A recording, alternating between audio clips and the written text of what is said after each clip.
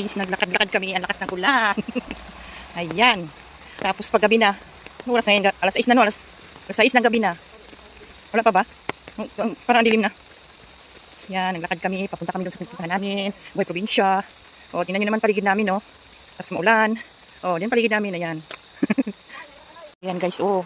Ayan man, ilog. Ah, diba? Gabi na ngayon. O, ilog, dadaanan namin. Ayan. Ayan, dito kami sa bukid, tawid kami sa ano. Tawid kami sa ilog. Ayan guys. Ayan, dahan-dahan lang. Dahan-dahan lang. Kaya ang ilog, tatawid kami dyan. Punta kami sa aming patutungo.